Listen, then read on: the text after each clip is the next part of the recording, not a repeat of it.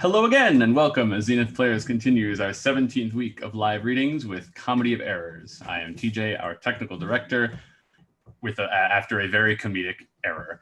All of the actors you'll be hearing tonight are volunteering their time and talent from their homes to bring some entertainment into your homes. Many of them first met each other just 15 minutes ago when they logged into this Zoom meeting, whether it's for the first time, the 17th time, whether they're in any of the various United States, in Australia, or in Denmark. We want to thank them immensely for joining us. We'd also like to thank our friend, your friendly neighborhood Shakespeare, for hosting our readings on his pages and for joining us every now and again. We are excited for his upcoming production with the social distancing players of the Hamlet Christmas Special. Check out his website at shakespeareapproves.com and his Patreon at patreon.com/Shakespeare. We'll provide links to all of his content in the comments of this video. As always, we want to acknowledge and thank all of the medical professionals and essential workers who have been working tirelessly to keep us all as healthy and safe as possible.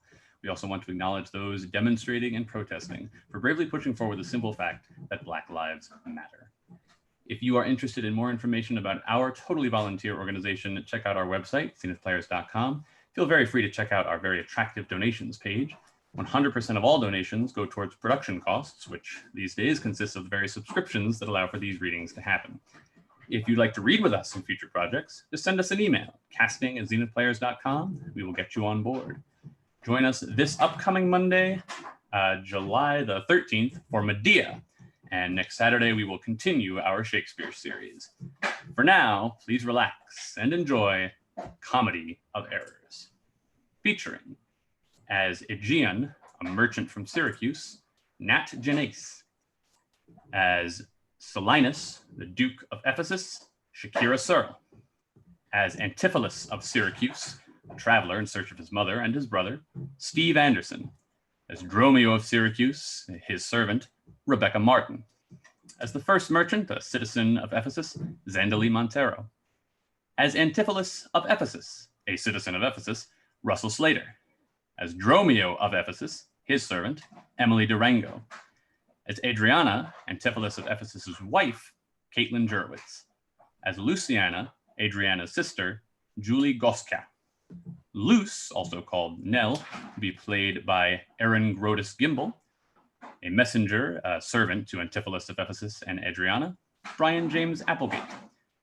Angelo, an Ephesian goldsmith, will be played by Mira Singer. The second merchant, the citizen to whom Angelo owes money, is played by Zandali Montero.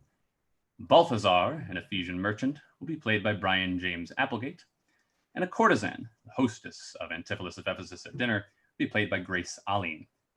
Dr. Pinch, a schoolmaster engaged as an exorcist, will be played by Erin Grodis Gimble.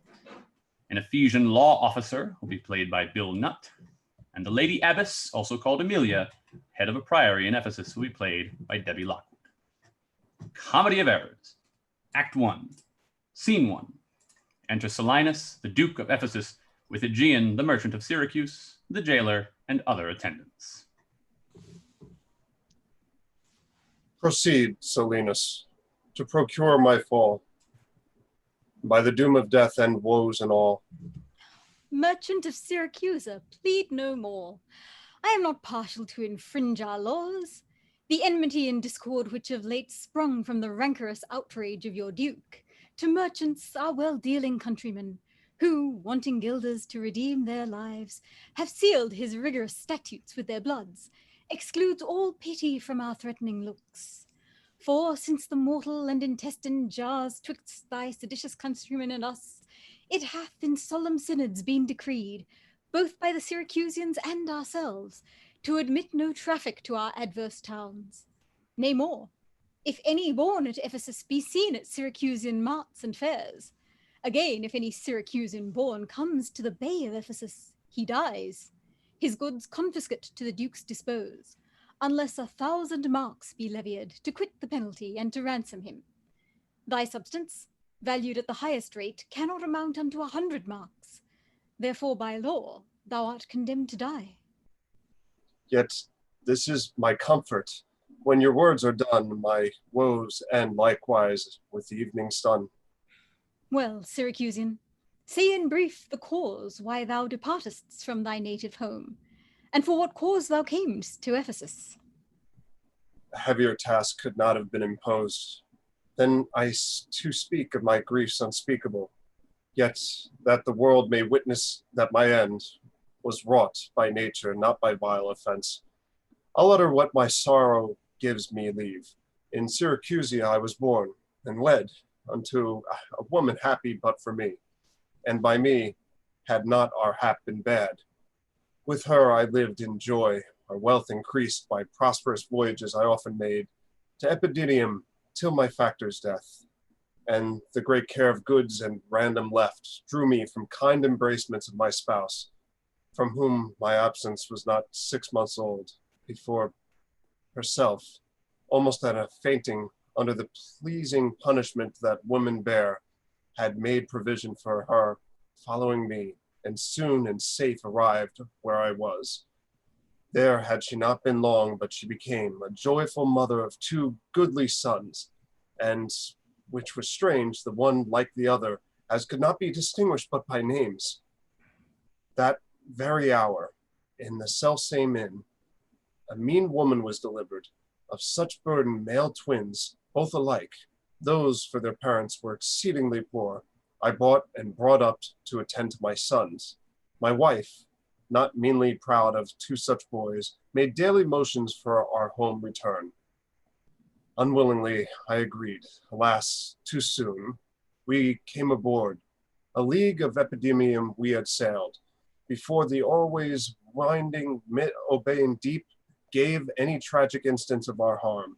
But longer did we not retain much hope. For what obscured light the heavens did grant, but convey unto our fearful minds a doubtful warrant of immediate death, which, though myself would gladly have embraced, yet the incessant weepings of my wife, weeping before what she saw must come, and pitiless paintings of the pretty babes that mourned for fashion, ignorant what to fear, forced me to seek delays for them and me. And this it was, for other means was none. The sailors sought for safety by our boat, and left the ship, then sinking right to us. My wife, more careful with the latter born, had fastened him unto a small spare mast, such as seafaring men provide for storms. To him, one of the other twins was bound, whilst I had been like heedful of the other. The children thus disposed, my wife and I, fixing our eyes on whom our care was fixed, fastened ourselves at either end of the mast, and floating straight, obedient to the stream, was carried towards Corinth, as we thought. At length the sun, gazing upon the earth, dispersed those vapors that offended us, and by the benefit of his wished light, the seas waxed calm, and we discovered 2 ships from far, making amain to us, of Corinth that, of Epidaurus this, but ere they came, oh, let me say no more, gather the sequel by what I have said before. Nay, forward, old man, do not break off so, for we may pity, though not pardon thee. Oh, had the gods done so, I had not now. Worthily termed them merciless to us, for ere the ships could meet by twice 5 leagues, we were encountered by a mighty rock, which, being violently borne upon our helpful ship, was splitted in the midst, so that in this unjust divorce of us, fortune had left us both to alike. What to delight in, what to sorrow for, her part, poor soul, seemingly as burdened with lesser weight, but not with lesser woe, was carried more speed than before the wind, and in our sight they became 3 were taken up, by fishermen of Corinth, as we thought. At length another ship had seized upon us, and knowing whom it was in their hap to save, gave heedful welcome to their shipwrecked guests, and would have reft the fishers of their prey, had their not bark been so slow of sail, and therefore homeward they did bend their course. Thus you have heard me severed from my bliss, that my misfortunes, my life prolonged, to tell sad tales of my own mishaps. And for the sake of them thou sorrowest for, do me the favour to dilate at full what hath befallen of them and thee till now. My youngest boy, And yet my eldest care, at 18 years, became inquisitive after his brother, and importuned to me that his attendant, so was the case like, reft of his brother, but restrained his name, might bear him company in the quest of him, whom, whilst I labored a love to see, I hazarded the loss of whom I had loved. 5 summers have I spent in farthest Greece, roaming clean through the bounds of Asia, and coasting homeward came to Ephesus, hopeful to find, yet loath to leave unsought, or that, or any place that harbors men. But here must end the story of my life, and happy were I in my timely death, could all my travels warrant me to they live. Hapless Aegeon, whom the fates have marked to bear the extremity of dire mishap. Now, trust me, were it not against our laws, against my crown, my oath, my dignity, which princes, would they, may not disannul, my soul should sue as advocate for thee. But though thou art adjudged to the death, and passed sentence may not be recalled, but to our honour's great disparagement, yet I will favour thee in what I can. Therefore, merchant, I'll limit thee this day to seek thy life by beneficial help. Try all the friends thou hast in Ephesus. Beg thou or borrow to make up the sum, and live. If no, then thou art doomed to die. Jailer, take him to thy custody. I will, my lord. Hopeless and helpless doth Aegeon wield, but to procrastinate his lifeless end. They exit. Act 1, Scene 2. Enter Antipholus of Syracuse, the first merchant, and Dromio of Syracuse. Therefore, give out you are of Epidamium, least that your goods too soon be confiscate. This very day a Syracusian merchant is apprehended for arrival here, and not being able to buy out his life, according to the statute of the town, dies ere the weary sun set in the west. There's your money that I had to keep.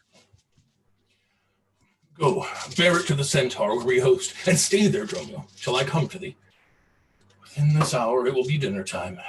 Till that I'll view the manners of the town, peruse the traders, gaze upon the buildings, and then return and sleep within mine inn. For with long travel I am stiff and weary. Get thee away.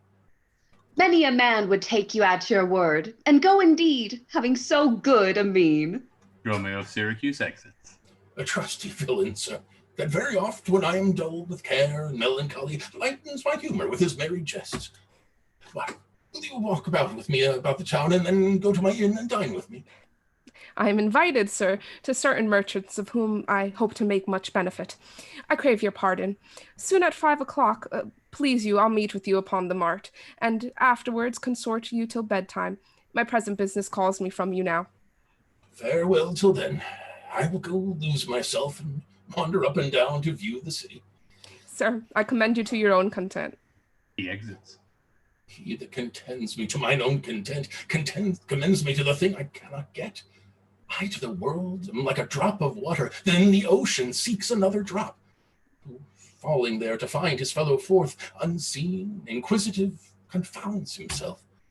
So I, to find a mother and a brother, in quest of them, unhappy, lose myself. Enter Dromio of Ephesus. Here comes the almanac of my true date. What now? How chanced thou art returned so soon?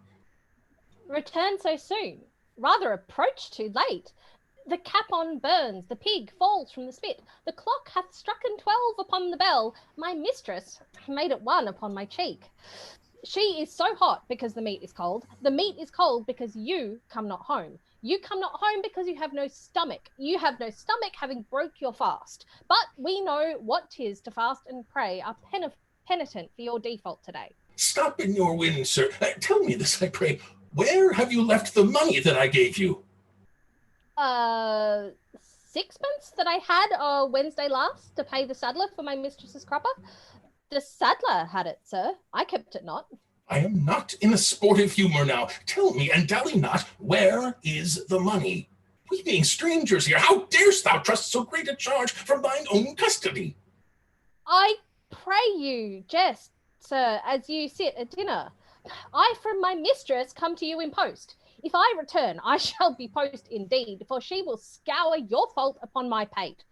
Methinks your more, like mine, should be your clock, and strike you home without a messenger. Come, Dromio, come. These jests are out of season. Reserve them till a merrier hour than this. Where is the gold I gave in charge to thee? To me, sir. Wait, you gave no gold to me. Come on, sir knave, have done your foolishness, and tell me how thou hast disposed of thy charge. My charge was but to fetch you from the mart home to your house, the Phoenix, to dinner. My mistress and her sister stays for you. Now, as I am a Christian, answer me in what safe place you have bestowed my money, or I shall break that merry sconce of yours that stands on tricks when I am indisposed. Where is the 1,000 marks thou hadst of me? I have some marks of yours upon my pate, some of my mistress's marks upon my shoulders, but not 1,000 marks between you both. If I should pay your worship those again, perchance you will not bear them patiently. Thy mistress's mark? What mistress, slave, hast thou? Your worship's wife? My mistress at the Phoenix, she that doth fast till you come home to dinner, and prays that you will hie you home to dinner. What, wilt thou flout me thus unto my face, being forbid? There, take you that, sir knave. What you mean, you, sir? For God's sake, hold your hands. Nay, and you will not, sir. I'll take my heels. Romeo of Ephesus exits. Upon my life, by some device or other, the villain is all wrought of all my money. They say this town is full of cousinage, as nimble jugglers that deceive the eye, dark-working sorcerers that change the mind, soul-killing witches that deform the body, disguised cheaters, prating mountebanks, and many such like liberties of sin. If it prove so, I will be gone the sooner. Out to the Centaur to go seek this slave. I greatly fear my money is not safe. He exits. End of Act 1. Act 2, Scene 1. Enter Adriana, wife to Antipholus of Ephesus, with Luciana, her sister.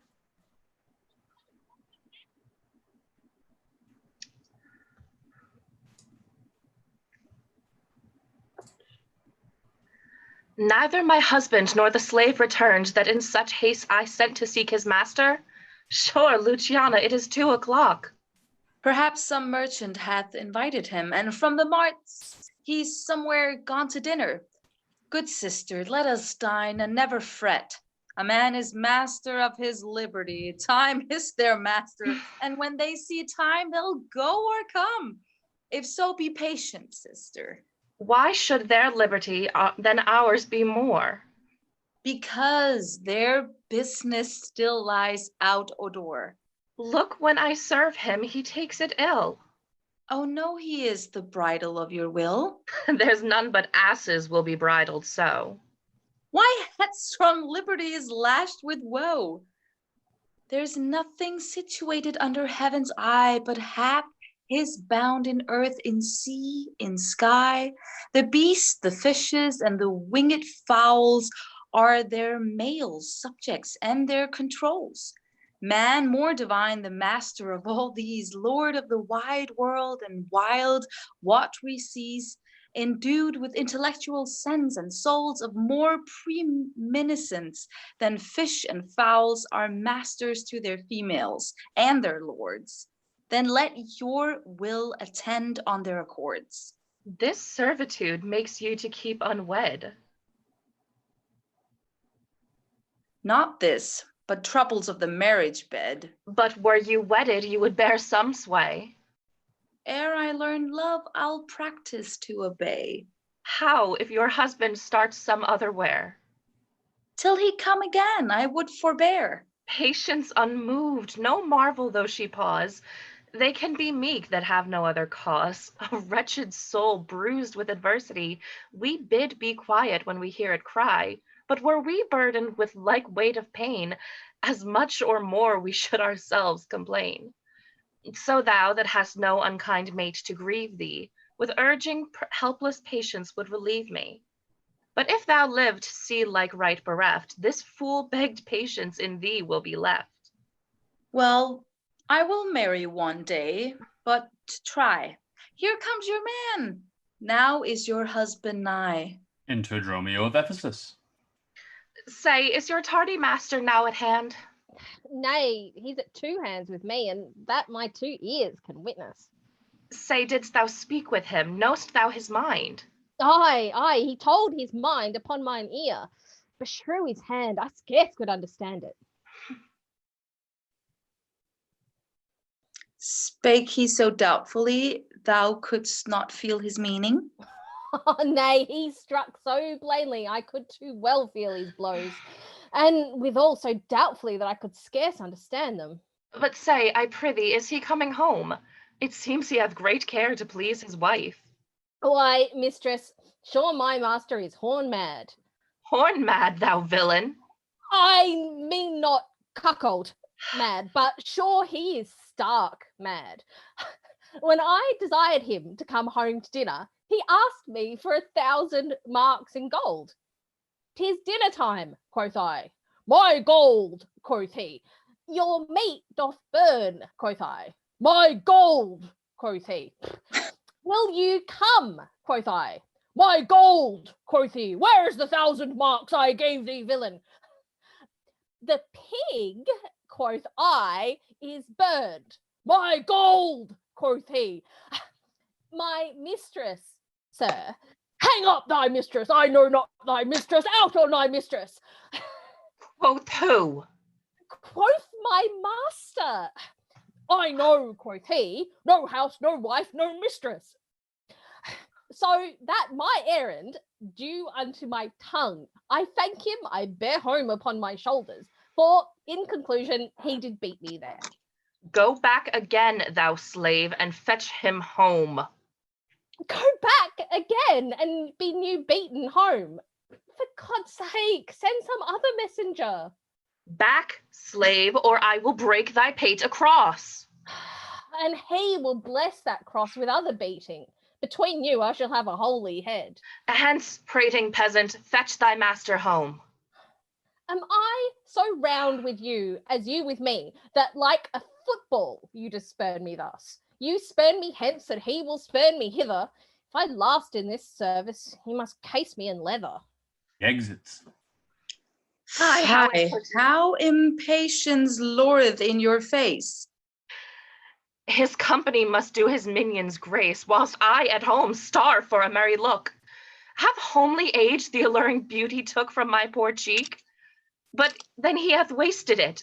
Are my discourses dull? Barren my wit? If voluble and sharp discourse be marred, unkindness blunts it more than marble hard. Do their gay vestments his affections bait? That's not my fault. He's master of my state. What ruins are in me that can be found by him not ruined? Then is he the ground of my defeatures? My decayed fair a sunny look of his would soon repair. But too unruly dear, he breaks the pale and feeds from home. Poor I am, but his stale. Self-harming jealousy, fie, beat it hence. Unfeeling fools can with such wrongs dispense. I know his eye doth homage otherwhere, or else what lets it but he would be here? Sister, you know he promised me a chain. Would that alone a love he would detain, so he would keep fair quarter with his bed. I see the jewel best enameled will lose his beauty. Yet the gold bides still that others touch, and often touching will wear gold. Yet no man that hath a name by falsehood and corruption doth it shame.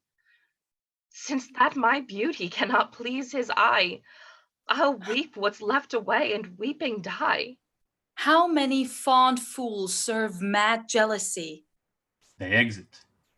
Act 2, Scene 2. Enter Antipholus of Syracuse. The gold I gave to Dromio is laid up safe for the centaur, and the heedful slaves wandered forth in care to seek me out. By computation, on mine host's report, I could not speak with Dromio, since at first I sent him for the mart. See, here he comes. Enter Dromio of Syracuse. How now, sir? Is your merry humor altered? As you love strokes, so jest with me again. You know no centaur, you receive no gold. Your mistress sent to have me home to dinner. My house was at the Phoenix. Wast thou mad that thou so madly thou didst answer me? What answer, sir? When spake I such a word?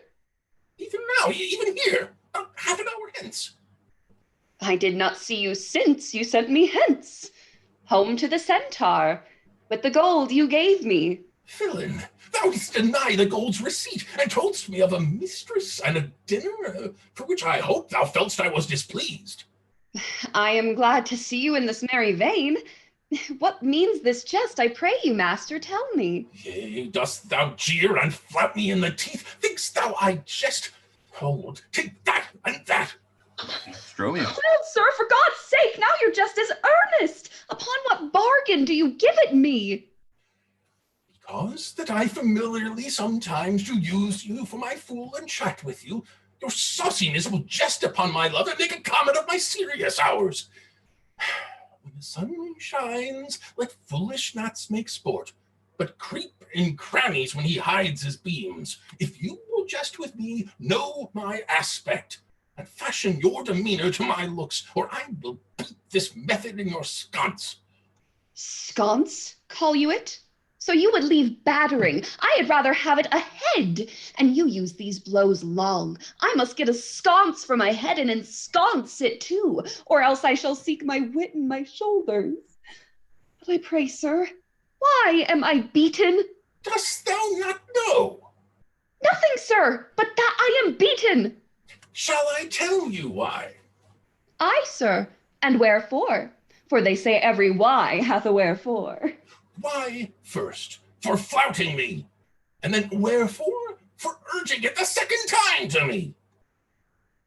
Was there ever a man thus beaten out of season, when in the why and the wherefore is neither rhyme nor reason? Well, sir, I thank you. Thank me, sir, for what? Marry, sir, for the something that you gave me for nothing. I'll make you amends next to give you nothing for something. Say, sir, is it dinner time? No, sir. I think the meat wants that I have. In good time, sir. What's that? Basting. Well, sir, then 'twill be dry. If it be, sir, I pray you eat none of it, Your reason? lest it make you choleric and purchase me another dry basting. Well, sir, learn to jest in good time. There's a time for all things. I durst have denied that before you were so choleric. By what rule, sir? Marry, sir, by a rule as plain as the plain bald pate of Father Time himself. Let's hear it. There's no time for a man to recover his hair that grows bald by nature. May he not do it by fine and recovery? Yes, to pay a fine for a periwig and recover the lost hair of another man. Why is time such a niggard of hair, being as it is so plentiful an excrement? Because it is a blessing that he bestows on beasts, and that he hath scanted men in hair, he hath given them in wit. Well, but there's many a man hath more hair than wit. Not a man of those, but he hath the wit to lose his hair. Why, thou didst conclude hairy men plain dealers without wit. The plainer dealer, the sooner lost, yet he loseth it in a kind of jollity. For what reason? For two, and sounds ones too. Nay, not sound, I pray you. Sure ones, then. Nay, not sure in a thing falsing. Certain ones, then. Name. The one to save the money that he spends in tiring, the other that at dinner they should not drop in his porridge. You would all this time have proved there is no time for all things. Marry, and did, sir, namely, e'en no time to recover hair loss by nature. But your reason was not substantial why there is no time to recover. Thus I mend it. Time himself is bald, and therefore, to the world's end, will have bald followers. I knew 'twould be a bald conclusion. But soft, what wafts us yonder? Enter Adriana, beckoning them, and Luciana. I, Antipholus, look strange and frown. Some other mistress hath thy sweet aspects. I am not Adriana, nor thy wife. The time was once when thou unurged wouldst vow that never words were music to thine ear, that never object pleasing in thine eye, that never touch well welcome to thy hand, that never meat sweet savoured in thy taste, unless I spake, or looked, or touched, or carved to thee. How comes it now, my husband, oh, how comes it that thou art then estranged from thyself? Thyself, I call it, being strange to me, that undividable, incorporate, am better than thy dear self's better part. Do not tear thyself away from me, for know, my love, as easy mayst thou fall a drop of water in the breaking gulf, and take unmingled thence that drop again, without addition or diminishing, as take from me thyself, and not me too. How dearly would it touch thee to the quick, shouldst thou but hear I were licentious, and that this body consecrate to thee by ruffian lust should be contaminate? Wouldst thou not spit at me, and spurn at me, and hurl the name of husband in my face, and tear the stained skin off my harlot brow, and from my false hand cut the wedding ring, and break it with a deep divorcing vow? I know thou canst, and therefore see thou do it. I am possessed with an adulterate blot. My blood is mingled with the crime of lust. For if we two be one, and thou play false, I do digest the poison of thy flesh, being strumpeted by thy contagion. Keep then fair league and truce with thy true bed. I live disdained, thou undishonoured. To me, fair dame, I know you not. In Ephesus I am but 2 hours old, a stranger to your towns, to your talk. Every word, by all my wit being scanned, wants wit in all one word to understand. Fie, brother, how the world is changed with you. When were you wont to use my sister thus? She sent for you by Dromio home to dinner. By Dromio? By me?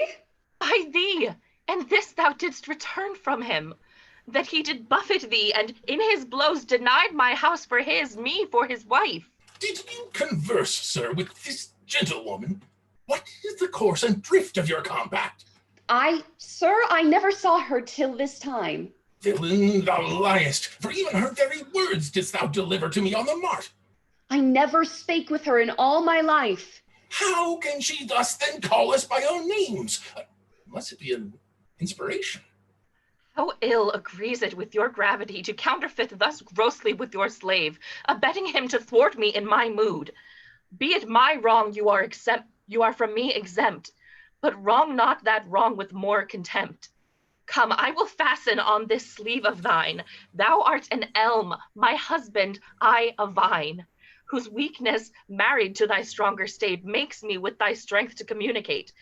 If aught possess thee from me, it is dross, usurping ivy, briar, or idle moss, who, all for want of pruning with intrusion, infect thy sap and live on thy confusion. To me she speaks. She moves me for her theme. What, was I married to her in my dream? Or sleep I now and think I hear all this? What error drives our eyes and ears amiss? Until I know this short uncertainty, I'll entertain the offered fallacy. Dromio, go bid the servants bret for dinner. Oh, for my beads, I cross me for a sinner. This is the fairyland. Oh, spite of spites. We talk with goblins, owls, and sprites. If we obey them not, this will ensue. They'll suck our breath and pinch us black and blue. Why prayest thou to thyself and answerest not? Dromio, thou snail, thou slug, thou sot. I am transformed, master, am I not? I think thou art in mind, and so am I. Nay, master, both in mind and in my shape. Thou hast thine own form. No, I am an ape. If thou art changed it to aught, 'tis to an ass. 'Tis true. She rides me, and I long for grass. 'Tis so, I am an ass, else it could never be. But I should know her as well as she knows me. Come, no longer will I be a fool to put the finger in the eye and weep, whilst man and master laughs my woes to scorn. Come, sir, to dinner. Dromio, keep the gate. Husband, I'll dine above with you today, and shrive you of 1,000 idle pranks. Sirrah, if any ask you for your master, say he dines forth, and let no creature enter. Come, sister. Dromio, play the porter well. In earth, in heaven, or in hell, sleeping or waking, mad or well advised, known unto these, and to myself disguised. I'll say as they say, and persever so, and in this mist and all adventures go. Master, shall I be porter at the gate? Aye, and let none enter, lest I break your pate. Come, Antipholus, we dine too late. They exit. End of Act 2. Act 3, Scene 1. Enter Antipholus of Ephesus, his man Dromio of Ephesus, Angelo the goldsmith, and Balthazar the merchant.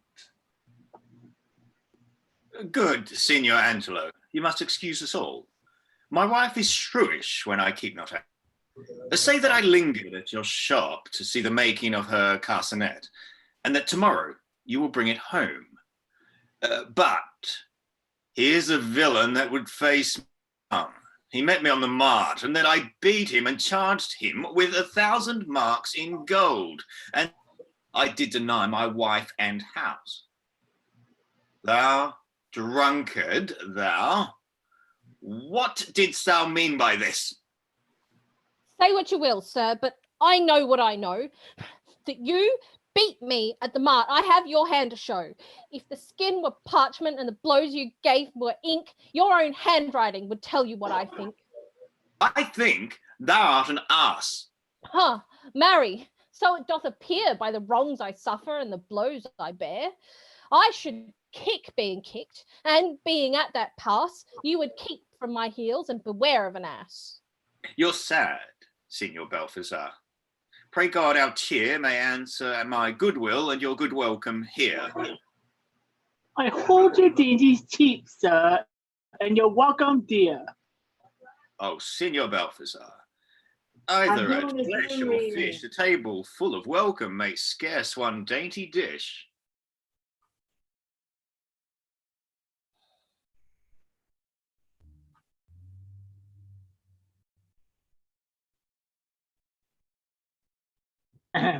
Good meat, sir, is common that every troll affords.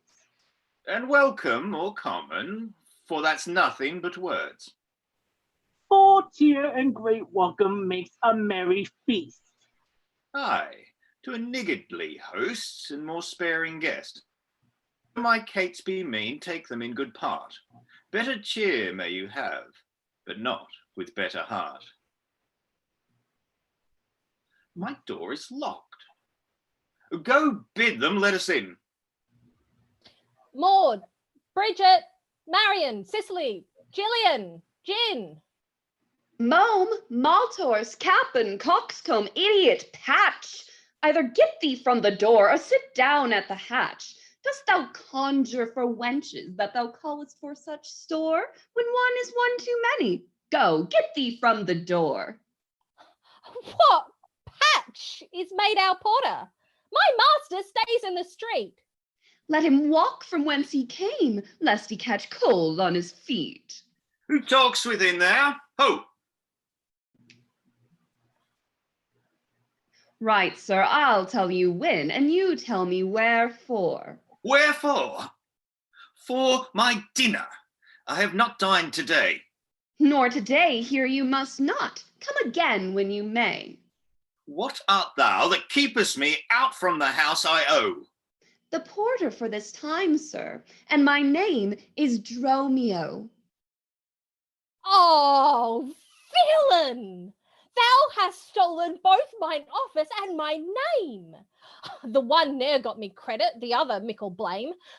If thou hast been Dromio today in my place, thou wouldst have changed thy face for a name, or thy name for an ass. Enter Luce, unseen by Antipholus of Ephesus and his company. What a coil is there, Dromio? Who are those at the gate? Let my master in, Luce. Faith, no, he comes too late, and so tell your master. Oh, Lord, I must laugh. Have at you with a proverb. Shall I set in my staff? Have at you with another that. When, can you tell? If thy name be called Luce, Luce, thou hast answered him well. Do you hear, you minion? You'll let us in, I hope. I thought to have asked you. And you said no. Oh, so come help. Well struck. There was blow for blow. Thou baggage, let me in. Can you tell for whose sake? Master, knock the door hard. Let him knock till it ache. You'll cry for this, minion, if I beat the door down. What needs all that and a pair of stocks in the town? Enter Adriana, also unseen. Who is at the door that keeps all this noise? By my troth, your town is troubled with unruly boys. Are you there, wife? You might have come before. Your wife, Sir Knave? Go get you from the door. Adriana and Luce exit. If you went in pain, master, this knave would go sore. Here is neither cheer, sir, nor welcome. We would fain have either. In debating which was best, we shall part with neither. They stand at the door, master. Bid them welcome hither. There is something in the wind that we cannot get in. You would say so, master, if your garments were thin. Your cake here is warm within. You stand here in the cold. It would make a man mad as a buck to be so bought and sold. Go, fetch me something. I'll break open the gate. Break any breaking here, and I'll break your knave's pate. A man may break a word with you, sir, and words are but wind. Aye, and break it in your face, so he break it not behind. It seems thou wantest breaking out upon thee hind. Oh, here's too much out upon thee. I pray thee, let me in. Aye, when fowls have no feathers and fish have no fin. Well, I'll break in. Go borrow me a crow. A crow without feather. Master, mean you so? For a fish without a fin, there's a fowl without a feather. If a crow help us in, Sirrah, we'll pluck a crow together. Go, get thee gone. Fetch me an iron crow.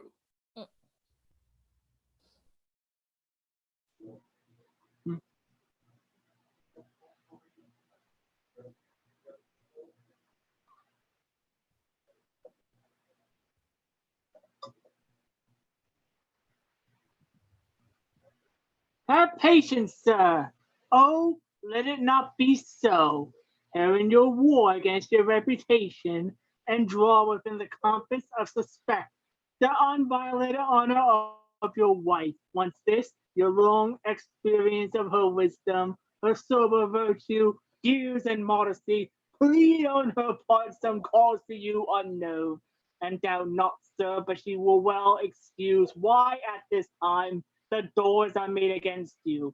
Be ruled by me. Depart in patience and let us to the tiger all the dinner. And about evening come yourself alone to know the reason of the strange restraint. If by strong hand you offer to break in, now in the stirring passage of the day, a vulgar comment will be made of it. And as supposed by the common route, against your yet ungulled estimation, that may with foul intrusion enter in and dwell upon your grave when you are dead. For slander lives upon succession, forever housed where it gets possession. You have. I will depart in quiet and, in despite of mirth, mean to be merry. I know a wench of excellent discourse, pretty and witty, wild and yet too gentle. There we will dine. But I mean my wife, but I protest, without desert, hath often upbraided me withal. To her we will to dinner. Now get you home, and fetch the chain. By this I know 'tis made. Bring it, I pray you, to the Porpentine, for there's the house. I will bestow, be it for nothing but to spite my wife upon mine hostess there. Good sir, make haste, since mine own doors refuse to entertain me. I'll knock elsewhere to see if they'll disdain me. I'll meet you at the place some hour hence. Do so. This jest shall cost me some expense. They exit. Act 3, Scene 2. Enter Luciana with Antipholus of Syracuse. And may it be that you have quite forgot a husband's office? Shall Antipholus, even in the spring of love, thy love springs rot? Shall love in building grow so ruinous? If you did wet my sister for her wealth, then for her wealth's sake, use her with more kindness. Or, if you like, elsewhere, do it by stealth. Muffle your false love with some show of blindness. Let not my sister read it in your eye. Be not thy tongue thy own shame's order. Look sweet, speak fair, become disloyalty, apparel vice like virtue's harbinger. Bear a fair presence, though your heart be tainted. Teach sin the carriage of a holy saint. Be secret false, what need she be acquainted? What simple thief brags of his own attaint? 'Tis double wrong to truant with your bed and let her read it in thy looks at board. Shame hath a bastard fame well managed. Ill deeds is doubled with an evil word. Alas, poor women, make us but believe, being compact of credit, that you love us. Though others have the arm, show us the sleeve. We in your motion turn, and you may move us. Then, gentle brother, get you in again. Comfort my sister, cheer her, call her wife. 'Tis holy sport to be a little vain, when the sweet breath of flattery conquers strife. Sweet mistress, what your name is, else I know not, nor by what wonder you do hit of mine. Less in your knowledge and your grace you show not, than our earth's wonder, more than earth divine. Teach me, dear creature, how to think and speak. Lay open to my earthy gross conceit, smothered in errors, feeble, shallow, weak, the unfolded meaning of your words deceit. Against my soul's pure truth, why labor you to make it wander in an unknown field? Are you a god? Would you create me new? Transform me then, and to your power I'll yield. But if that I am I, then well I know your weeping sister is no wife of mine, nor to her bed no homage do I owe. Far more to you do I decline. Oh, train me not, sweet mermaid, with thy note, to drown me in thy sister's flood of tears. Sing, siren, for thyself, and I will dote. Spread o'er the silver waves thy golden hairs, and as a bed I'll take them, and there lie, and in that glorious supposition think he gains by death that hath such means to die. Let love, being light, be drowned if she sink. What, are you mad that you do reason so? Not mad, but mated. How, I do not know. It is a fault that springeth from your eye. For gazing on your beams, fair sun, being by. Gaze when you should, and that will clear your sight. That's good to wink, sweet love, as look on night. Why call you me love? Call my sister so. Thy sister's sister. That's my sister. No, it is thyself, mine own self's better part, my own eye's clear eye, my dear heart's dearer heart, my food, my fortune, and my sweet hope's aim, my soul earth's heaven, and my heaven's claim. All this my sister is, or else should be. Call thyself, sister sweet, for I am thee. Thee will I love, and with thee lead my life. Thou hast no husband yet, nor I no wife. Give me thy hand. Oh, soft sir, hold you still. I'll fetch my sister to get her goodwill. She exits. Enter Dromio of Syracuse, running. I am now, Dromio. Where runn'st thou so fast? Do you know me, sir? Am I Dromio? Am I your man? Am I myself? Thou art Dromio. Thou art my man. Thou art thyself. I am an ass. I'm a woman's man, and besides myself. What woman's man, and how besides thyself? Marry, sir, besides myself, I am due to a woman. One that claims me, one that haunts me, one that will have me. What claim lays she to thee? Marry, sir, such claim as you would lay to your horse, and she would have me as a beast. Not that I, being a beast, she would have me, but that she, being a very beastly creature, lays claim to me. What is she? A very reverend body, aye, such a one as a man might not speak of without he say, Sir Reverence. I have but lean luck in the match, and yet is she a wondrous fat marriage. How dost thou mean a fat marriage? Marry, sir, she's the kitchen wench, and all grease, and I know not what use to put her to, but to make a lamp of her and run from her by her own light. I warrant her rags, and the tallow in them will burn a Poland winter. If she lives till doomsday, she'll burn a week longer than the whole world. What complexion is she of? Swart like my shoe, but her face nothing like so clean kept. For why? She sweats. A man may go over shoes in the grime of it. That's a fault that water will mend. No, sir, 'tis in grain. Noah's flood could not do it. What's her name? Nell, sir. But her name and 3/4, that's an L in 3/4, will not measure her from hip to hip. Then she bears some breadth. No longer than from head to foot, than from hip to hip. She is spherical, like a globe. I could find out countries in her. In what part of her body stands Ireland? Marry, sir, in her buttocks. I found it out by the bogs. Where's Scotland? I found it by the Baroness, hard in the palm of the hand. Where France? In her forearm, armed, reverted, making war against her heir.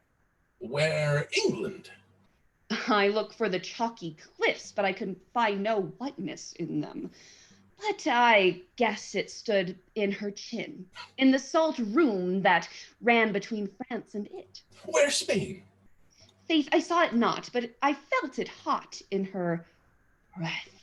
Where America, the Indies? Oh, sir, upon her nose, all o'er embellished with rubies, carbuncles, sapphires, declining their rich aspect to the hot breath of Spain, who sent whole armadas of carracks to be ballast at her nose. Where stood Belgium? The Netherlands? Oh, sir, I did not look so low. Oh, to conclude, this drudge or diviner laid claim to me, called me Dromio, swore I was assured to her, told me what privy marks I had about me, as the mark on my shoulder, the mole in my neck, the great wart on my left arm, that I amazed ran from her as a witch. And I think if my breast had not been made of faith, and my heart of steel, she had transformed me to a curdled dog and made me turn the wheel. Hie thee presently, post to the road. And if the wind blow any way from shore, I will not harbor in this town tonight. If any bark put forth, come to the marsh, where I will walk till thou return to me. If everyone knows us and we know none, 'tis time, I think, to trudge, pack, and be gone. As from a bear a man would run from life, so fly I from her that would be my wife. There's none but witches do inhabit here. Therefore 'tis high time that I were hence. She that doth call me husband, even my soul doth for a wife abhor. But her fair sister, possessed with such a gentle sovereign grace, of such enchanting presence and discourse, hath almost made me traitor to myself. But lest myself be guilty to self-wrong, I'll stop my ears against the mermaid's song. Enter Angelo with the chain. Master Antipholus. Aye, that's my name. I know it well, sir. Lo, here's the chain. I thought to have ta'en you at the Porpentine. The chain unfinished made me stay thus long. He gives Antipholus the chain. What is your will that I shall do with this? Why, please yourself, sir. I have made it for you. Made it for me, sir. I bespoke it not. Not once nor twice, but 20 times you have. Go home with it, and please your wife withal. And soon at supper time I'll visit you, and then receive my money for the chain. I pray you, sir, receive the money now, for fear you ne'er see chain nor money more. You're a merry man, sir. Fare you well. He exits. What I should think of this I cannot tell, but this I think. There's no man is so vain that would refuse so fair an offered chain. I see a man here needs not live by shifts, when in the streets he meets such golden gifts. I will to the mart, and there for Dromio stay. If any ship put out, then straight away. He exits. End of Act 3. Act 4, Scene 1. Enter a second merchant, Angelo the goldsmith, and an officer. You know since Pentecost the sum is due, and since I have not much importuned you, nor now I had not, but that I am bound to Persia and want guilders for my voyage. Therefore, make present satisfaction, or I'll attach you by this officer. Even just the sum that I do owe to you is growing to me by Antipholus, and in the instant that I met with you, he had of me a chain. At 5 o'clock I shall receive the money for the same. Pleaseth you walk with me down to his house. I will discharge my bond, and thank you too. Enter Antipholus of Ephesus and Dromio of Ephesus from the courtesans.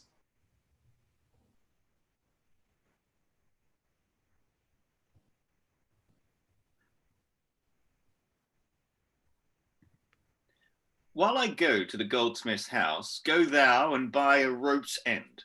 That will I bestow among my wife and her confederates for locking me out of my doors by day. But soft, the goldsmith, get thee gone, buy thou a rope and bring it home to me. I buy £1,000 a year. I buy a rope. Dromio exits. A man is well hot that trusts to you. I promised your present, and the chain nor goldsmith came to me. Belike you thought our love would last too long if it were together, and therefore came not. Saving a merry humor, here's the note how much your chain weighs to the utmost carat, the fineness of the gold, and chargeful fashion, which doth amount to 3 odd ducats more than I stand debted to this gentleman. I pray you, see him presently discharged, for he is bound to sea, and stays but for it. I'm not furnished with the present money. Besides, I have some business in the town. Good signor, take, and with you take the chain, and bid my wife disperse the sum on the receipt thereof. Perchance I will be there as soon as you. Then you will bring the chain to her yourself. No, bear it with you, lest I come not in time. Well, sir, I will. Have you the chain about you? And if I have not, sir, I hope you have, or else you may return with money.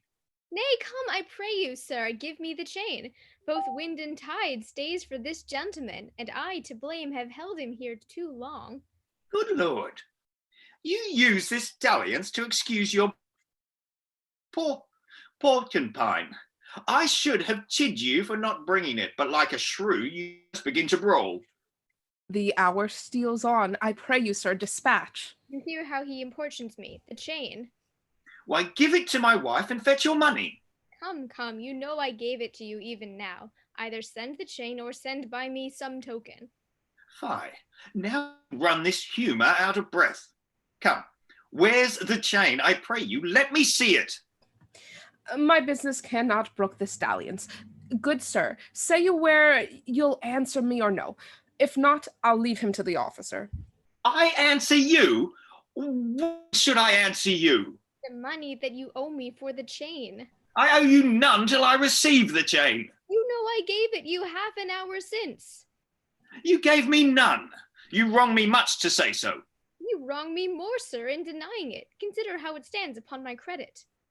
Well, officer, arrest him at my suit. I do, and charge you in the Duke's name to obey me. This touches me in reputation. Either consent to pay this sum for me, or I attach you by this officer. Consent to pay thee that I never had? Arrest me, foolish fellow, if thou darest.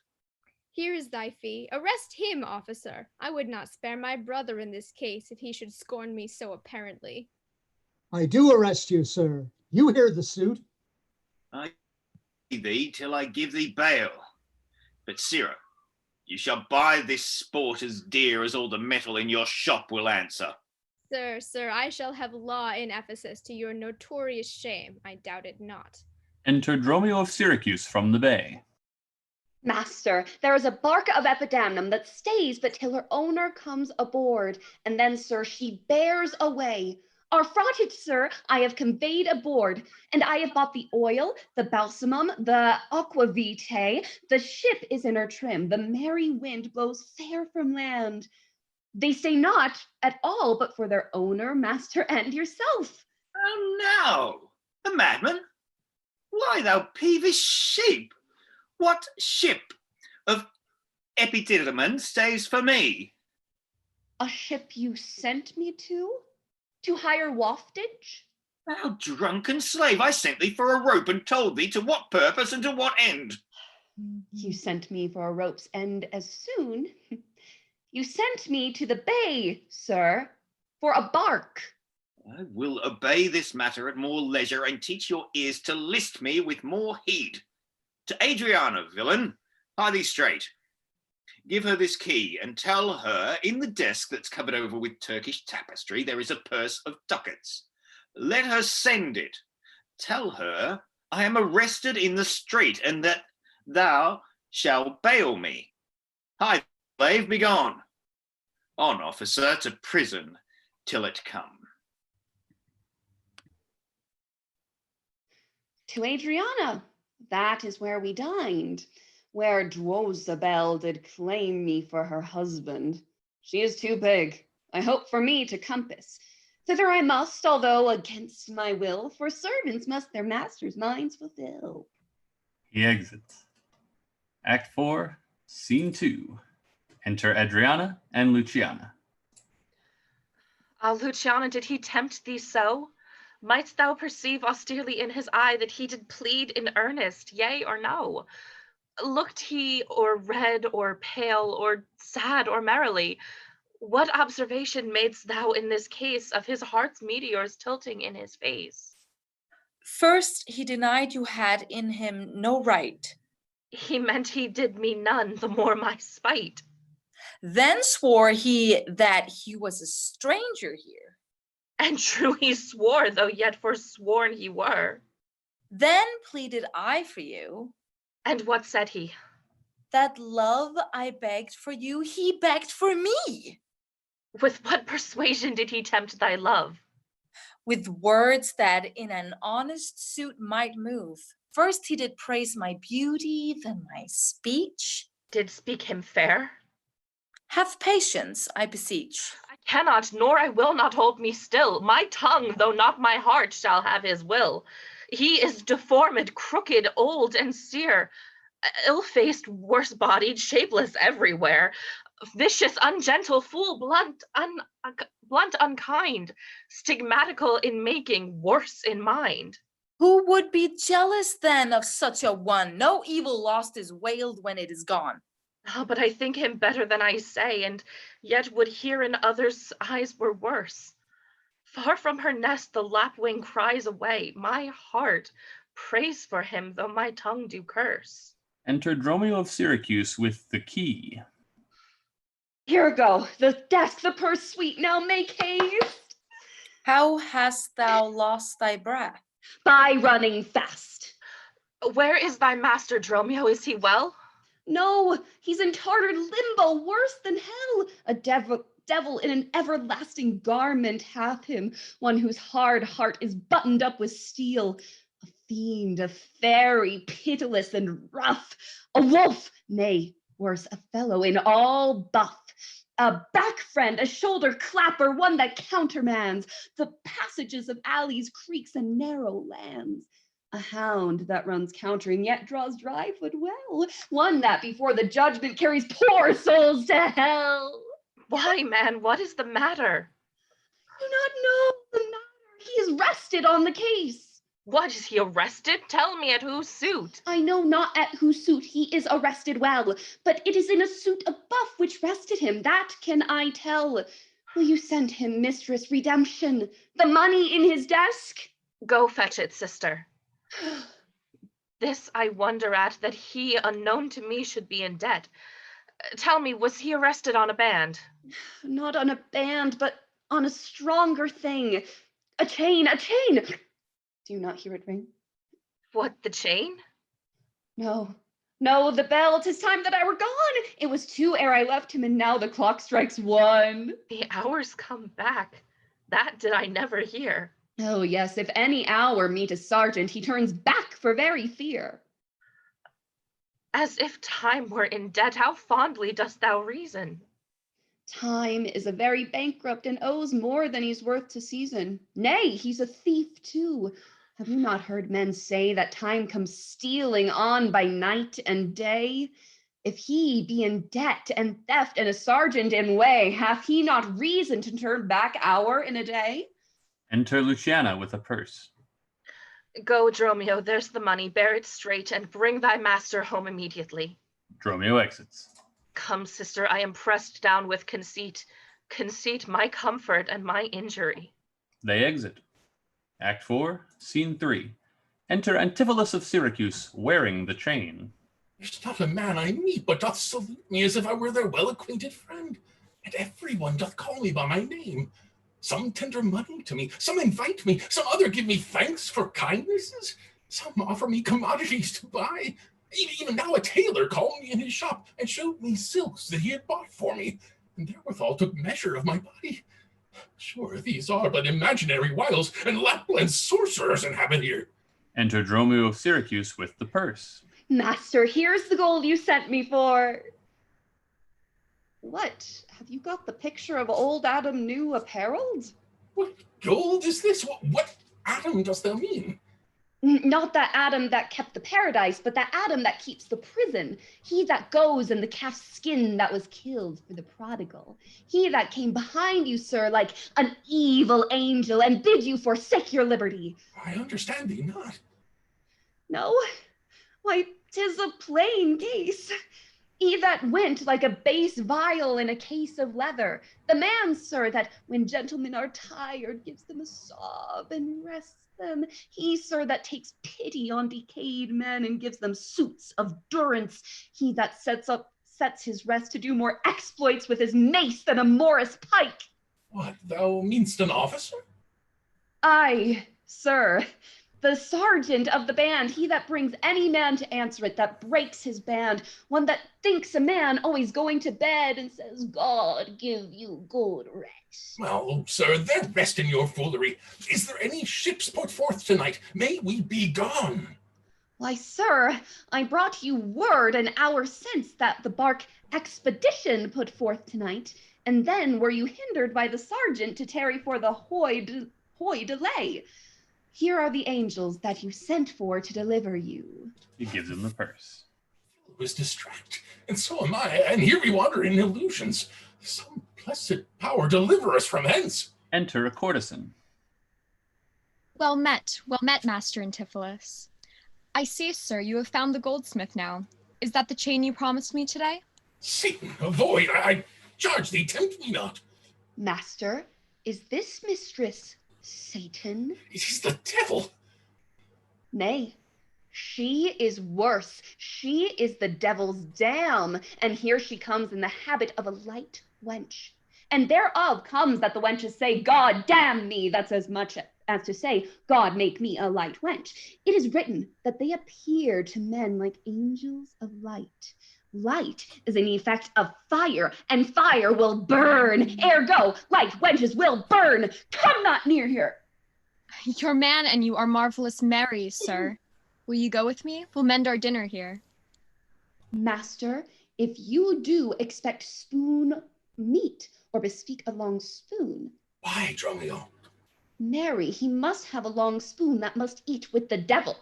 Avoid then, fiend. What tell'st thou me of supping? Thou art, as you are all, a sorceress. I conjure thee to leave me and be gone. Give me the ring of mine you had at dinner, or, for my diamond, the chain you promised, and I'll be gone, sir, and not trouble you. Some devils ask but the parings of one's nail. A rush, a hair, a drop of blood, a pin, a nut, a cherry stone. But she, more covetous, would have a chain. Master, be wise, and if you give it her, the devil will shake her chain and fright us with it. I pray you, sir, my ring or else the chain. I hope you do not mean to cheat me so. Avaunt, thou witch! Come, Dromio, let us go. Fly pride, says the peacock. Mistress, that you know. Antipholus and Dromio exit. Now out of doubt Antipholus is mad, else he would never so demean himself. A ring he hath of mine worth 40 ducats, and for the same he promised me a chain. Both one or the other he denies me now, the reason that I gather he is mad. Besides this present instance of his rage is a mad tale he told today at dinner, of his own doors being shut against his entrance. Belike his wife, acquainted with his fits, on purpose shut the doors against his way. My way is now to hie home to his house, and tell his wife that, being lunatic, he rushed into my house and took perforce my ring away. This course I fittest choose. For 40 ducats is too much to lose. She exits. Act 4, Scene 4. Enter Antipholus of Ephesus with a jailer, the officer. Fear me not, man. I will not break away. I'll give thee, ere I leave, so much money to warrant thee as I am arrested for. My wife is in a wayward mood today, and will not lightly trust the messenger that I should be attached in Ephesus. I tell you, 'twill sound harshly in her ears. Enter Dromio of Ephesus with a rope's end. Ah, here comes my man. I think he brings the money. How now, sir, have you that I sent you for? Here's that. I warrant you will pay them all. But where's the money? Why, sir, I gave the money for the rope. 500 ducats, villain, for a rope. I'll serve you, sir. 500 at the rate. To what end did I bid thee hie thee home? To a rope's end, sir, and to that end am I returned. And to that end, sir, I will welcome you. Good sir, be patient. Nay, 'tis for me to be patient. I am in adversity.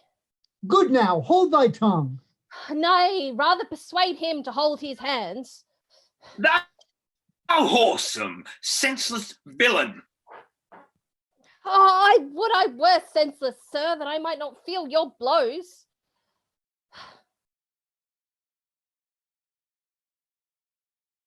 Thou art sensible in nothing but blows, and so is an ass. I am an ass, indeed. You may prove it by my long ears. I have served him from the hour of my nativity to this instant, and have nothing in his hands for my service but blows. When I am cold, he heats me for with beating. When I am warm, he cools me with beating. I am waked with it when I sleep, raised with it when I sit, driven out of doors with it when I go from home, welcomed home with it when I return.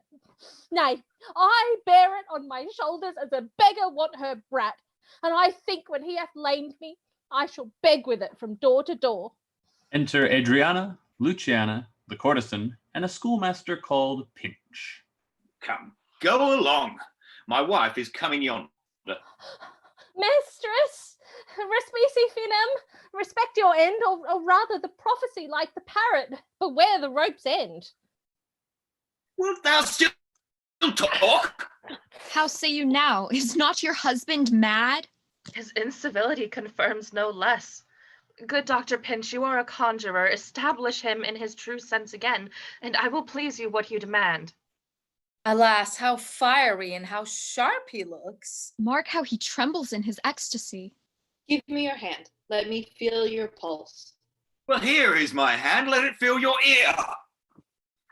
I charge thee, Satan, housed within this man, to yield possession to my holy prayers, and to thy state of darkness hie thee straight. I conjure thee by all the saints in heaven. Peace, doting wizard, peace. I am not mad. Oh, that thou wert not, poor distressed soul. Minion, you. Are these your... Did this companion with the saffron face revel and feast it at my house today? Upon me, the guilty doors were shut, and I denied to enter in my house. Oh, husband, God doth know you dined at home, where you would have remained until this time, free from these slanders and this open shame. Dined at home? Thou villain, what sayest thou? Sir, sooth to say, you did not dine at home. Were not my doors locked up and I shut out? Purdy, your doors were locked and you shut out. And did not she herself revile me there? Sans fable, she herself reviled you there. And did not her kitchen maid rail and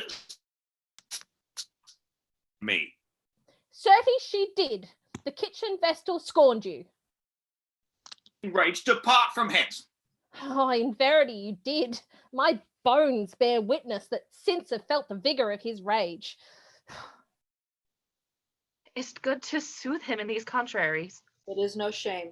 The fellow finds his vein and, yielding to him, humours well his frenzy. Thou hast suborned the goldsmith to arrest me. Alas, I sent you money to redeem you by Dromio here, who came in haste for it. Money by me? Heart and goodwill you might, but surely, master, not a rag of money. Were it not thou to her for a purse of ducats? He came to me and I delivered it. And I am witness with her that she did. God and the rope maker bear me witness that I was sent for nothing but a rope. Mistress, both man and master is possessed. I know it by their pale and deadly looks. They must be bound and laid in some dark room. Then wherefore didst thou lock me forth today? And why dost thou deny the bag of gold? I did not, gentle husband, lock thee forth. And gentle master, I received no gold. But I confess, sir, that we were locked out. Dissembling villain, thou speakst false in both. Dissembling harlot, thou art false in all, and art confederate with a damned pack to make a lonesome abject of me. But with these nails I'll pluck out those false eyes and would behold in me this shameful sport. Oh, bind him, let him not come near me. There are 3 or 4 who offer to bind him. He strives. More company. The fiend is strong within him. Ay me, poor man, how pale and wan he looks. What, will you murder me? Thou jailer, thou. I am thy prisoner. Wilt thou suffer then to make a rescue? Masters, let him go. He is my prisoner, and you shall not have him. Go, bind this man, for he is frantic too. Romeo is bound. What wilt thou do, thou peevish officer? Hast thou delight to see a wretched man do outrage and displeasure to himself? He is my prisoner. If I let him go, the debt he owes will be required of me. I will discharge thee ere I go from thee. Bear me forthwith until his creditor, and knowing how the debt grows, I will pay it. Good master doctor, see him safe conveyed home to my house. Oh, most unhappy day. Oh, most unhappy strumpet. Master, I am here entered in bond for you. Out on thee, villain, wherefore dost thou mad me? Will you be bound for nothing? Oh, be mad, good master. Cry, the devil. God help poor souls, how idly do they talk. Go, bear him hence. Finch and his men exit with Antipholus and Dromio of Ephesus. The officer Adriana Luciana and the courtesan remain. Sister, go you with me. Say now whose suit he is arrested at. One Angelo, a goldsmith. Do you know him? I know the man. What is the sum he owes? 200 ducats. Say, how grows it due? Due for a chain your husband had of him. He did bespeak a chain for me, but had it not. When as your husband all enraged today came to my house and took away my ring, the ring I saw upon his finger now, straight after did I meet him with a chain. It may be so, but I never did see it. Come, jailer, bring me where the goldsmith is. I long to know the truth hereof of large. Enter Antipholus of Syracuse with his rapier drawn, and Dromio of Syracuse. God, for thy mercy, they're loose again. And come with naked swords. Let's call more help to have them bound again. Away! They'll kill us! Run all out as fast as may be, frighted. Antipholus and Dromio of Syracuse remain. See, these witches are afraid of swords. He that would be your wife now ran from you. Come to the Centaur. Fetch our stuff from thence. I long that we were safe and sound aboard. Faith, stay here this night. They will surely do us no harm. You saw they speak us fair, give us gold. Methinks they are such a gentle nation that, but for the mountain of mad flesh that claims marriage of me, I could find it in my heart to stay here still and turn witch. I will not stay tonight for all the town. Therefore, away to get our stuff aboard. They exit. End of Act 4. Act 5, Scene 1. Enter the second merchant and Angelo the goldsmith. I am sorry, sir, that I have hindered you, but I protest he had the chain of me, though most dishonestly he doth deny it. How is the man esteemed here in the city? Of very reverend reputation, sir, of credit infinite, highly beloved, second to none that lives here in the city. His word might bear my wealth at any time. Speak softly. Yonder, I think he walks. Enter Antipholus and Dromio of Syracuse again, Antipholus wearing the chain. 'Tis so, and that self-chain about his neck, which he forswore most monstrously to have. Good sir, draw near to me, I'll speak to him. Signor Antipholus, I wonder much that you would put me to this shame and trouble, and not without some scandal to yourself, with circumstance and oaths so to deny this chain, which now you wear so openly. Besides the charge, the shame, imprisonment, you have done wrong to this my honest friend, who, but for staying on our controversy, had hoisted sail and put to sea today. This chain you had of me, can you deny it? I think I had. I never did deny it. Yes, that you did, sir, and forswore it too. Who heard me to deny it or forswear it? These ears of mine, thou knowest, did thee hear thee? Fie on thee, wretch! 'Tis pity that thou livest to walk where any honest man resort. Thou art a villain to impeach me thus. I improve mine honor and mine honesty against thee presently, if thou darest stand. I dare, and I do defy thee for a villain. They draw as Adriana, Luciana, the courtesan, and others enter. Hold, hurt him not for God's sake. He is mad. Some get within him, take his sword away. Bind Dromio too, and bear them to my house. Run, master, run, for God's sake, take a house. This is some priory inn, or we are spoiled. Antipholus and Dromio of Syracuse exit to the priory as the Lady Abbess enters. Most mighty Duke, behold a man much wronged. Wherefore throng you hither? To fetch my poor distracted husband hence. Let us come in, that we may bind him fast and bear him home for his recovery. I knew he was not in his perfect wits. I am sorry now that I did draw on him.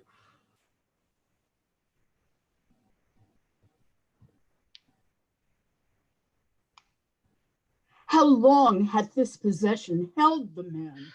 This week he hath been heavy, sour, sad, and much different from the man he was. But till this afternoon his passion ne'er brake into extremity of rage.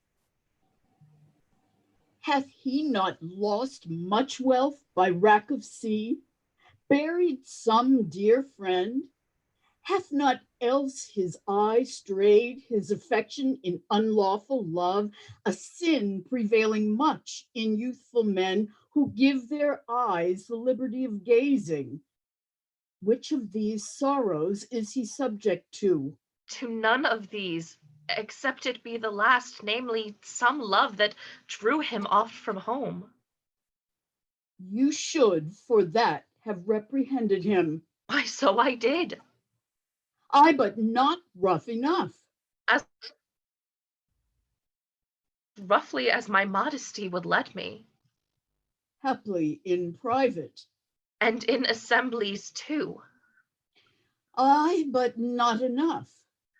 It was the copy of our conference. In bed he slept not for my urging it, at board he fed not for my urging it. Alone it was the subject of my theme. In company I often glanced at it. Still did I tell him it was vile and bad. And thereof came it that the man was mad, the venom clamors of a jealous woman poisons more deadly than a mad dog's tooth. It seems his sleeps were hindered by thy railing, and thereof comes it that his head is light. Thou say'st his meat was sauced with thy upbraidings. Unquiet meals make ill digestions, thereof the raging fire of fever bred. And what's a fever but a fit of madness? Thou sayest his sports were hindered by thy brawls, sweet recreation barred. What doth ensue but moody and dull melancholy?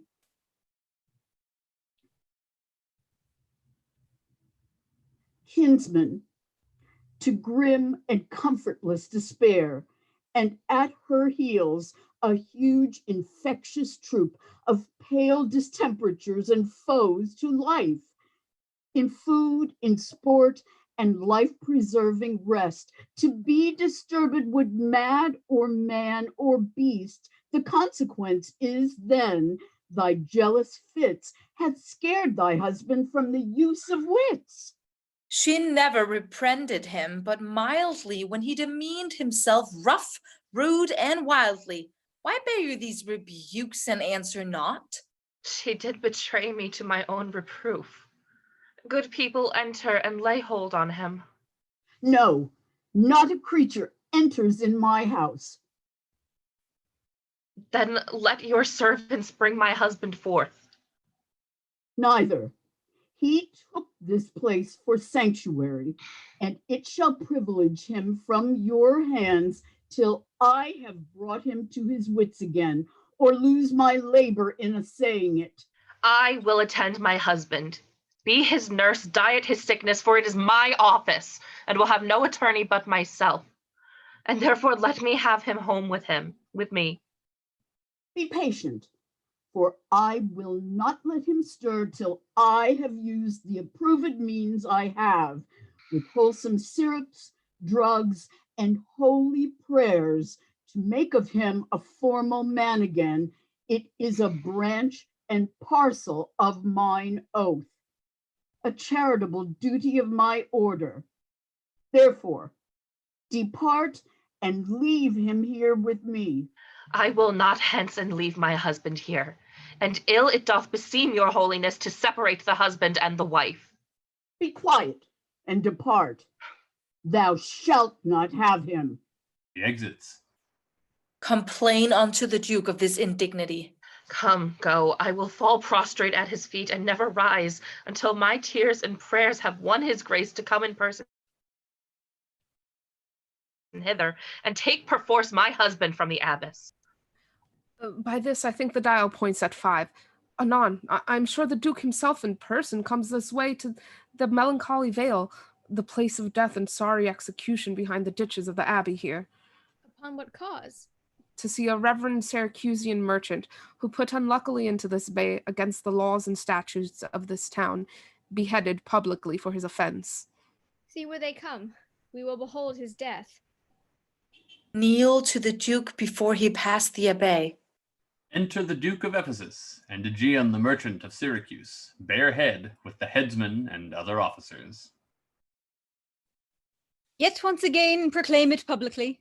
If any friend will pay the sum for him, he shall not die. So much we tender him. Justice, most sacred Duke, against the abbess.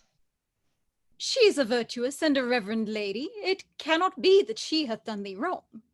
May it please your grace, Antipholus, my husband, who I made lord of me, and all I had at your important letters, this ill day a most outrageous fit of madness took him, that desperately he hurried through the street, with him his bondsmen, all as mad as he, doing displeasure to the citizens by rushing in their houses, bearing thence rings, jewels, anything his rage did like.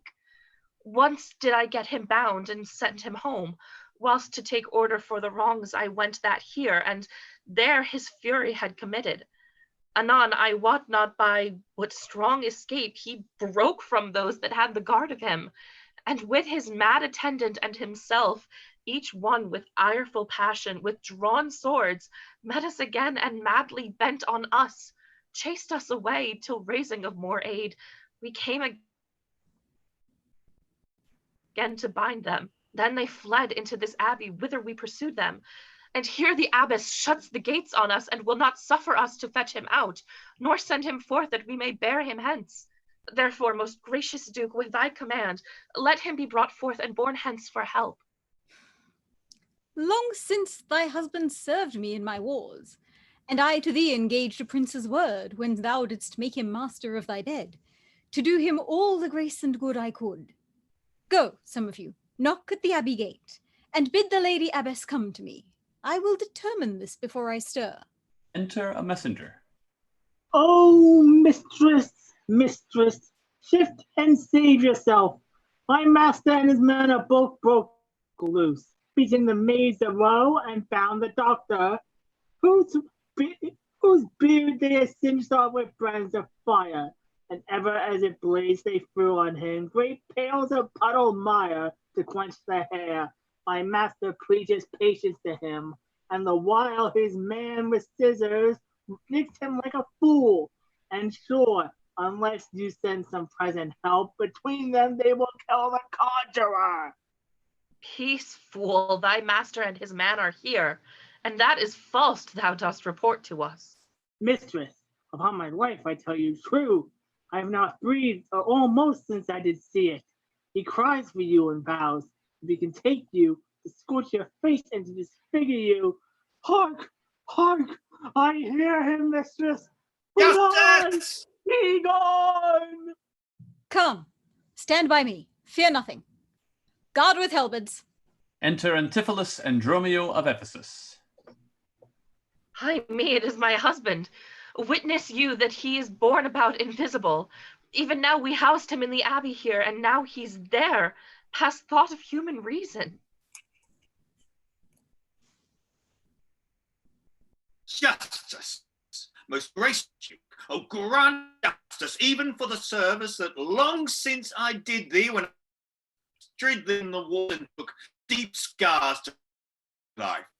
Even that I lost for thee, now Thus the fear of death doth make me dote. I see my son Antithesis and Dromio.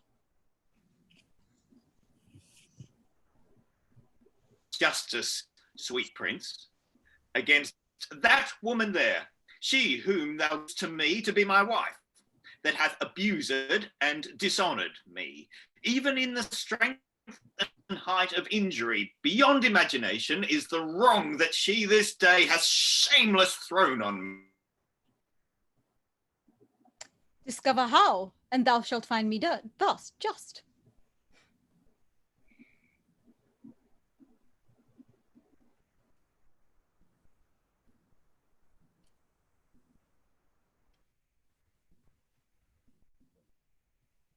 This day, great Duke, she shut the doors upon me, while she with harlots feasted in my house.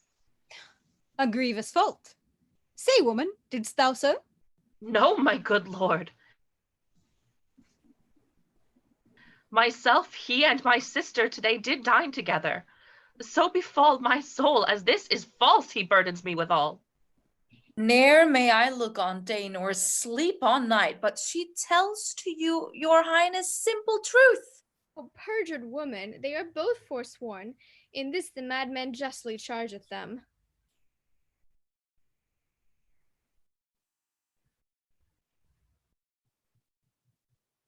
My liege, I am advised what I say, neither disturbed with the effect of wine, nor heady rash provoked with raging ire. My liege, I am advised what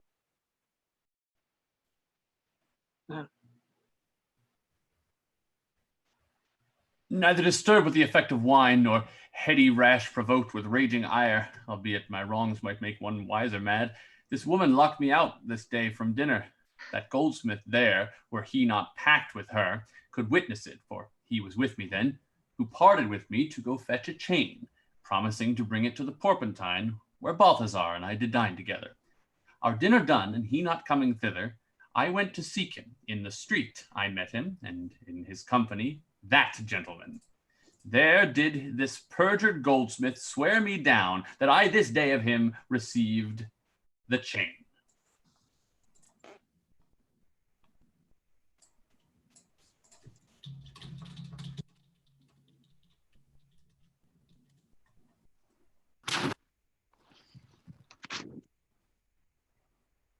the chain which God he knows I saw not, for the which he did arrest me with an officer. I did obey, and sent my peasant home for certain ducats. He with none returned. Then fairly I bespoke the officer to go in person with me to my house. By the way we met my wife, her sister, and a rabble more of vile confederates. Along with them, they brought one Pinch, a hungry, lean-faced villain, a mere anatomy, a mountebank, a threadbare jungler, and a fortune teller, a neat, hollow-eyed, sharp-looking wench, a living dead man. The pernicious slave forsook, took on him as a conjurer, and gazing in mine eyes, feeling my pulse, and with no face as it were, outfacing me, cries out I was possessed. Then all together they fell upon me, bound me, bore me thence, and in dark, dankish vault at home, there left me and my man, both bound together, till gnawing with my teeth, my bonds in sunder, I gained my freedom, and immediately ran hither to your grace, whom I beseech to give me ample satisfaction for these deep shames and great indignities. My lord, in truth, thus far I witness with him, that he dined not at home, but was locked out. But had he such a chain of thee or no? He had, my lord, and when he ran in here, these people saw the chain about his neck. Besides, I will be sworn of these ears of mine, heard you confess you had the chain of him after you first forswore it on the mart, and thereupon I drew my sword on you, and then you fled into this abbey here, from whence I think you are come by miracle. I never these, nor ever didst thou draw thy sword on me. I never saw the chain, so help me heaven, and this is false you burden me withal. Why, what an intricate impeach is this? I think you all have drunk of Circe's cup. If here you housed him, here he would have been. If he were mad, he would not plead so coldly. You say he dined at home. The goldsmith here denies that saying. Sirrah, what say you? Sirrah, he dined with her at the Porpentine. He did, and from my finger snatched that ring. 'Tis true, my liege, this ring I had of her. Saw'st thou him enter at the abbey here? As sure, my liege, as I do see your grace. Why, this is strange. Go call the abbess hither. I think you all are mated or stark mad. Most mighty Duke, vouchsafe me speak a word.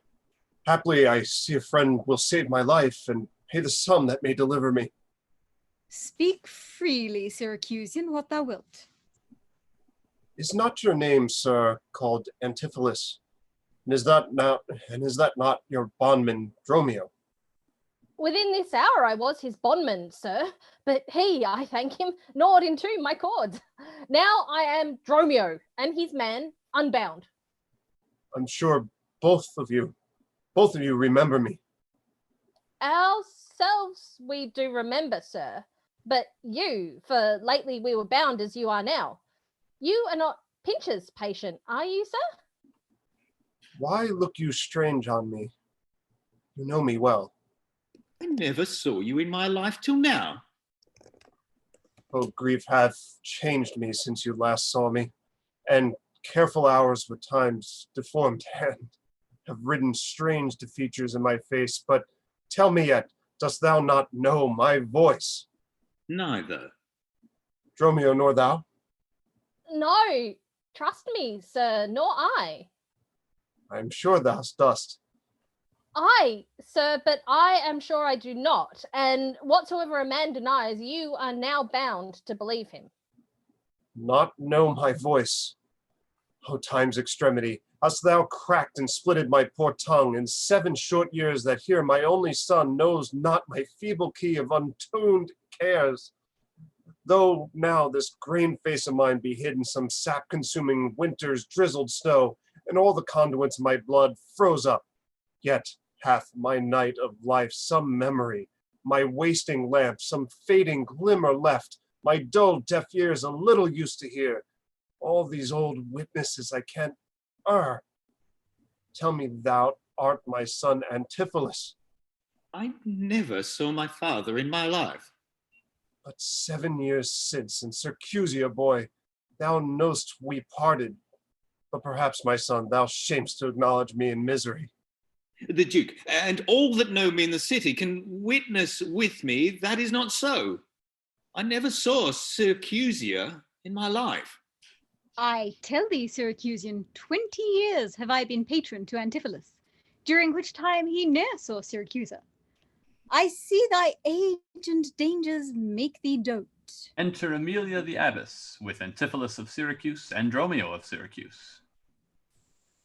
Most mighty Duke, behold a man much wronged. I see 2 husbands, or mine eyes deceive me. One of these men is genius to the other. And so of these, which is the natural man and which the spirit? Who deciphers them? I, sir, am Dromio. Command him away. I, sir, am Dromio.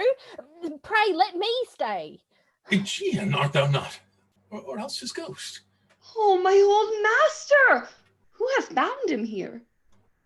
Ever bound him, I will loose his bonds and gain a husband by his liberty. Speak, old Aegean, if thou beest the man that hadst a wife once called Amelia, that bore thee at a burden 2 fair sons. Oh, if thou beest the same Aegean, speak, and speak unto the same Amelia. Why, here begins his morning story right. These 2 Antipholus, these 2 so like, and these 2 Dromios, one in semblance, besides her urging of her wrack at sea. These are the parents to these children, which accidentally are met together. I dream not thou art Amelia. If thou art she, tell me, where is that son that floated with thee on the fatal raft? By men of Epidamium, he and I and the twin Dromio all were taken up. But by and by, rude fishermen of Corinth by force took Dromio and my son from them, and me they left with those of Epidamium. What then became of them, I cannot tell. I to this fortune that you see me in. Antipholus, thou camest from Corinth first. No, sir, not I. I came from Syracuse. Say, stand apart, I know not which is which. I came from Corinth, my most gracious lord. And I with him. Brought to this town by that most famous warrior, Duke Menathon, your most renowned uncle. Which of you 2 did dine with me today? I, gentle mistress. And are you not my husband? I say nay to that. And so do I, yet did she call me so. And this fair gentlewoman, her sister here, did call me brother. What I told you then, I hope I shall have leisure to make good, if this be not a dream I see and hear. That is the chain, sir, which you had of me. I think it be, sir, I deny it not. And you, sir, for this chain arrested me. I think I did, sir. I deny it not. I sent you money, sir, to be your bail by Dromio, but I think he brought it not. No, none by me. This purse of ducats I received from you, and Dromio, my man, did bring them me. See, we still did meet each other's man.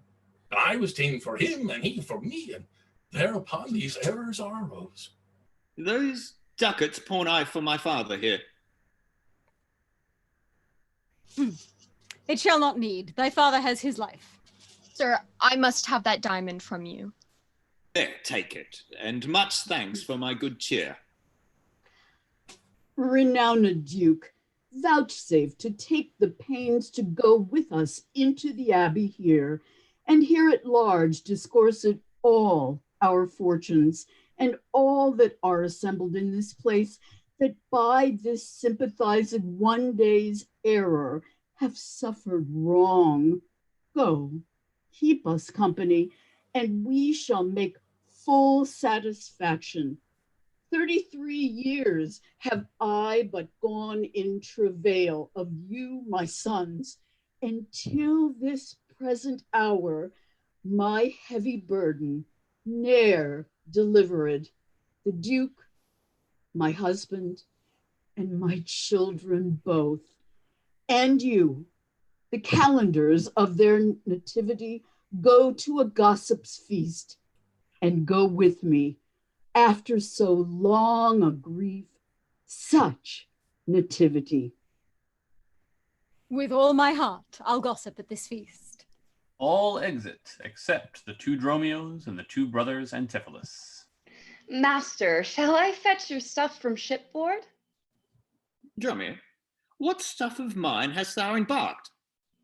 Your goods that lay at host, sir, in the Centaur. He speaks to me. I am your master, Dromio. Come, go with us. We'll look to that anon. Embrace thy brother there. Rejoice with him. The brothers Antipholus exit. There is a fat friend at your master's house that kitchened me for you today at dinner. She now shall be my sister, not my wife. Methinks you are my glass and not my brother. I see by you I'm a sweet-faced youth. Will you walk in to see their gossiping? Oh, not I, sir. You are my elder. Oh, that's a question. How shall we try it? We'll draw cuts for the senior. Till then, lead thou first.